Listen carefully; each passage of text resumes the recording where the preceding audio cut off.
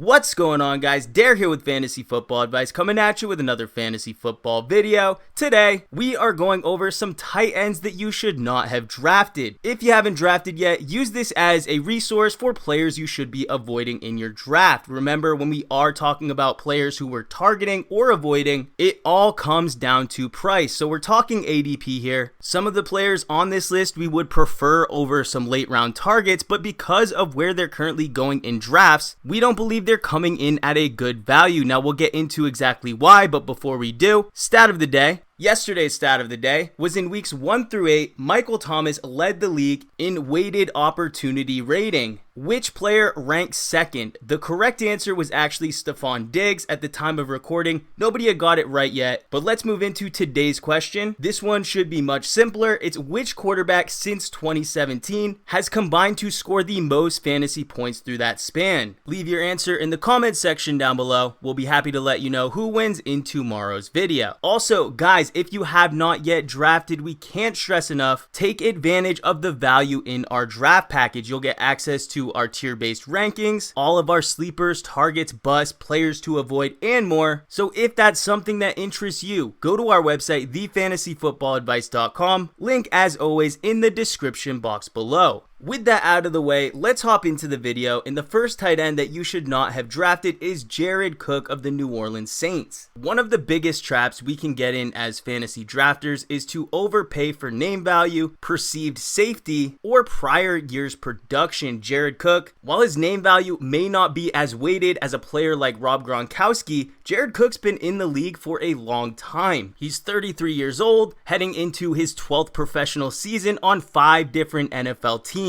Throughout his career, it's very likely somebody in your league has owned him in seasons past, had some success with him, so when his name pops up in these middle rounds where he's currently going in drafts, people may opt to draft him for that perceived safety over players that have a much safer floor and arguably higher upside. I'll give him credit. He is on a good offense led by one of the best quarterbacks in the league, a quarterback who historically has had success targeting tight ends, but from a receiving perspective, he outproduced what he should have done last season, and heading into 2020, he has more competition for targets than ever. Before we get into his competition for targets this season, let's talk about how outlierish his actual production was in 2019. For starters, he ranked first in fantasy points per target, fourth in fantasy points per route run at the position, and ended up finishing the season ranking 8th in receiving yards for a tight end and 2nd in receiving touchdowns. All of those signs are very positive. We like to see those types of stats for players we're drafting, but you have to look a little bit deeper. Although he did rank 2nd in overall touchdowns for the season, his red zone receptions actually ranked 24th. That's not all though. He ranked 23rd in catch rate, 30th in catchable target rate, and on offensive snaps with clear passing plays, he only participated on about 58.2% of routes. That was good for a ranking of 18th, not ideal for a tight end that you want to perform for fantasy. So although he did get it done in many areas, leading the league in yards per reception at the position, it's clear that if you look just a little bit deeper, his production came off the back of massive efficiency. His 2 biggest games, weeks 14 and 16, good timing, fantasy playoffs of course, but he scored 19.4 fantasy points in week 14. Week 16, he followed that up with 21.9 points. If you're only looking at the end result, you're going to be very happy with that stat line. What I see though is that he only received a combined 6 targets in both of those games. How often are we going to expect a player like Jared Cook, 33 years old, to perform at such a high level? Against San Francisco, both of his 2 receptions did go for touchdowns, and in week 16, he converted 3 of his receptions for another 2 touchdowns. If I am playing devil's advocate, I will admit that most tight ends are touchdown or bust, but the way in which he got his touchdowns, that being in deep receiving, Jared Cook, he's no young buck, 33 years old. Those are going to be extremely difficult to replicate, and heading into his 2nd year, defenses, they're going to be aware of Jared Cook, where he is on the field, to make sure that they don't get exploited once again. That's not even mentioning that the New Orleans Saints have much more weapons than they had a season ago. Alvin Kamara banged up for most of the season, definitely not playing 100%, and now they've even added Emmanuel Sanders. With Emmanuel Sanders being the best receiving option that they've had at the position outside of Michael Thomas, you can guarantee a lot of those those deep looks that were going to Jared Cook's direction, many of those, they're going to go to Emmanuel Sanders. Now remember, everything comes down to price. If Jared Cook was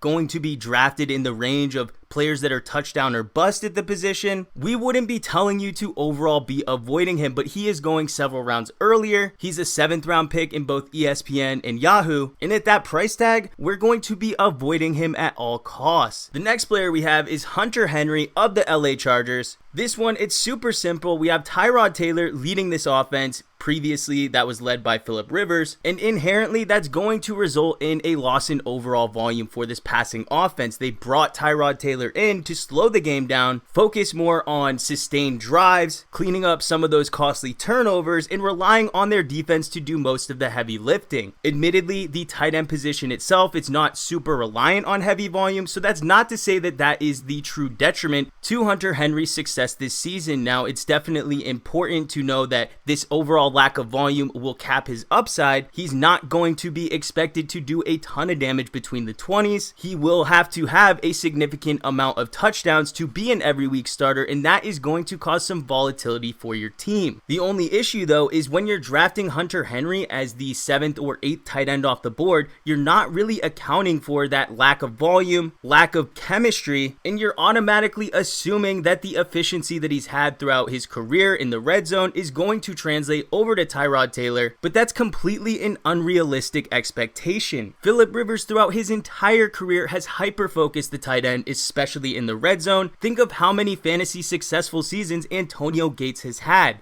The only data we have for Tyrod Taylor targeting tight ends was with Charles Clay in the years of 2015 through 2017, a 3-season span in which Charles Clay never eclipsed the top 50 in red zone targets. His first season where he was developing chemistry, he ranked outside the top 200. While Hunter Henry, a more talented player overall, we just can't guarantee that he is going to have success in that area of the field. That alone would be enough reason to avoid him at his current price tag, but even more than that, Hunter Henry is extremely injury prone. He has yet to play a full 16-game season. So when you take into account that he doesn't have an extremely high ceiling, his floor is also pretty low, especially when you factor in his risk of injury. Where he's going in drafts, it makes no sense. You would have had to give up on a startable player or a bench player with a ton of upside. And the only reason he's being drafted in this range is because of his success in prior seasons. Remember, avoid paying a price tag for prior season's production, especially when he has all of these new variables surrounding him. So it's safe to say we don't have any shares of Henry, nor in the leagues we haven't drafted yet are we going to try to land him on our teams. We suggest you don't either. But let's move on to the next player. The next tight end you should not have drafted is Zach Ertz. Now, I do believe I'm going to be downgrading him to more of an honorable mention because of the news of Jalen Reagor potentially being out for about 4 weeks. If you hadn't heard, in practice, Jalen Reagor was making a tackle, and in the process, he injured his shoulder. Now, we did mention that he was going to be out for possibly 4 weeks, which would leave the Eagles really thin in depth at the receiver position. As it stands, the injury status of Alshon Jeffrey is up in the air. There's been conflicting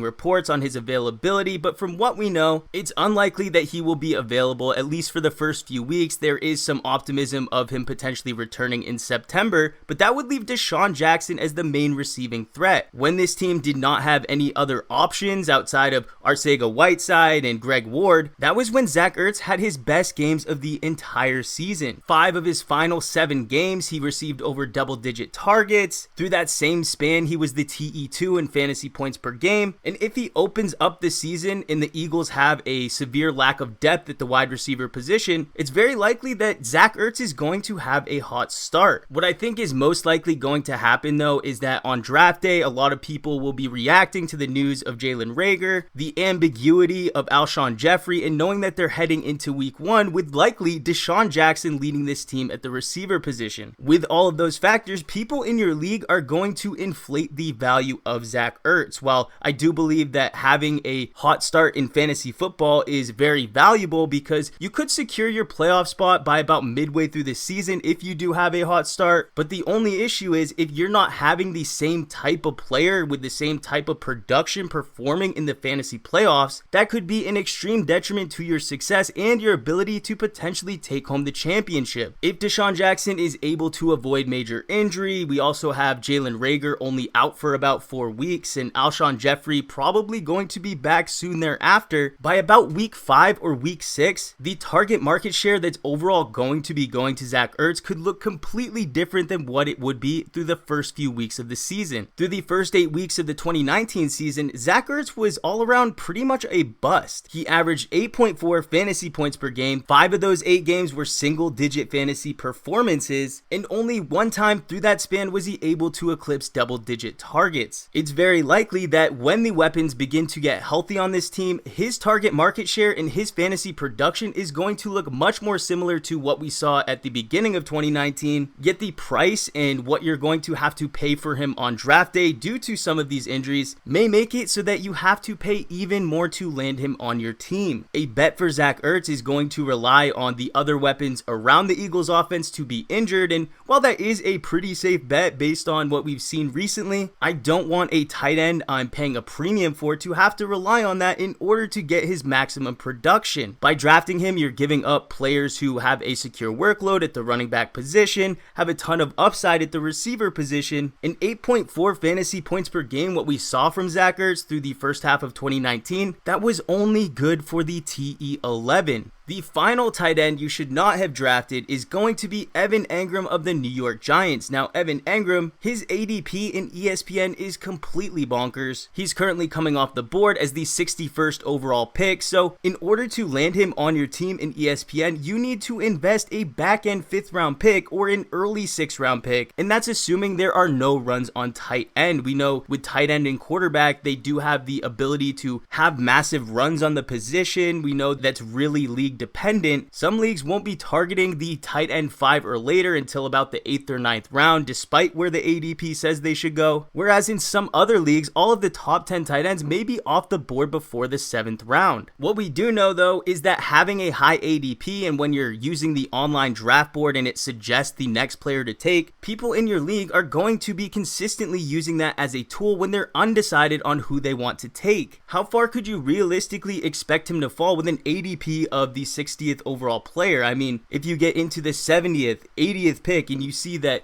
Evan Engram is suggested to have gone 20 picks earlier, at that stage of the draft, Evan Engram is just going to be a cop-out. For that reason, I don't suspect him to fall too much further than that in ESPN drafts. And for me personally, if I don't get George Kittle or Travis Kelce, I'm not even considering the tight end position while there's still running backs with a guaranteed workload on the board, or those wide receivers that have that wide receiver 1 upside in their range of outcomes. Outside of his overall ADP and the price that we're not really a fan of, one of the main reasons that you should not have drafted Evan Engram is going to be his health and availability. He has not proven to have the ability to play a full 16 game season. Expecting him to go ahead and do that for 2020, it's simply a bad bet to make. He has the highest injury risk of any tight end on Sports Injury Predictor. They give him a 97% chance to miss games in 2020, and considering the defenses that they're going to play at the early portion of the season are extremely physical, he's not going to have an easy stretch to start the year. I'm not as concerned with Evan Engram's ability to potentially have good games against these good defenses. The defenses overall perform much better against the other weapons on the field, that being receiver and running back, because there were tight ends that were able to have success against them, but you can't ever get excited when your tight end is heading into a game being matched up against the Pittsburgh Steelers or the San Francisco 49ers. The New York Giants will also have their full plethora of weapons available to start the year. Nobody's really injured. You're going to have Golden Tate, Darius Slayton, Sterling Shepard, who has been impressing, and because they have so many options, we can't really guarantee that Evan Engram is going to potentially have that same upside that he did when there were no other real options on the field. Week 5 was the only game that we had Sterling Shepard, Golden Tate, and Darius Slayton also available at the receiver position, and while he did get plenty of targets, his second highest target performance, he only was able to translate that to 6 receptions for 42 yards, so not exactly the upside we were looking for, and it's not uncharacteristic of Evan Engram to perform poorly on a per target basis. His 2019 catch rate ranked 28th at the tight end position, the identical ranking to his true catch rate, so we can't even really discredit the poor play of Daniel Jones or his inconsistency as a reason for Evan Engram's poor production. If his price tag was more in line with taking a shot on a player and he was going at a stage of the draft where it made more sense to be able to take that type of shot, I'd be completely fine with taking him, but unfortunately for us, that is not a reality for 2020. If you did draft him, you likely gave up a lot in order to do so, and for that reason, Evan Engram makes this list of tight ends you should not have drafted. But guys, that's gonna do it for this video. We really hoped you enjoyed. If you did,